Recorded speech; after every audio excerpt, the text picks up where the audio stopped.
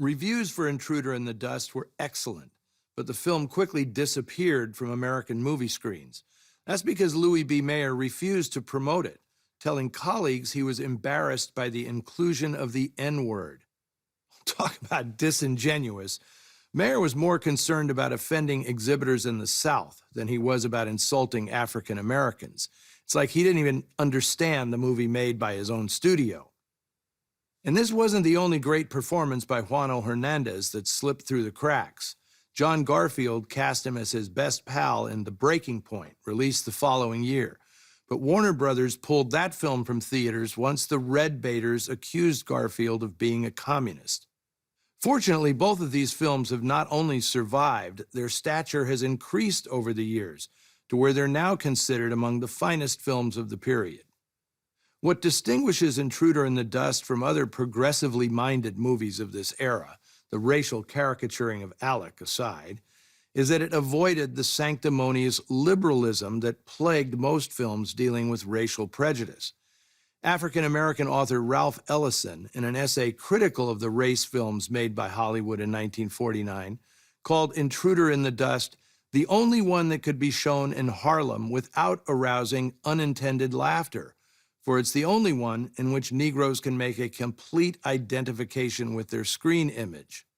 Juano Hernandez went on to have supporting roles in some good films, Young Man with a Horn, Kiss Me Deadly, and The Pawnbroker among them. His dream was to return to Puerto Rico to make a film about the life of boxing champion Sisto Escobar, but he would never raise the funding. He died there in 1970 at the age of 73. Claude Jarman passed away earlier this year at his home in Northern California. He only made a half-dozen more films after Intruder in the Dust, largely retiring from acting in the mid-50s. But he stayed involved in film, working as director of the San Francisco International Film Festival from 1965 to 1980, when it was the largest such festival in the United States. He'd also serve as the city's director of cultural affairs. In recent years, he enthusiastically appeared at revival screenings of Intruder in the Dust, including my Noir City Film Festival. He was happy to celebrate the film's rediscovery and loved telling stories about making the film in Faulkner's hometown. I can't wind up without mentioning Elizabeth Patterson, who was personally asked by William Faulkner to play the role of Miss Habersham. Patterson had been a stage actress most of her adult life, finally making her film debut in 1926 at the age of 51. Pencils down. She was 74 when she made this film.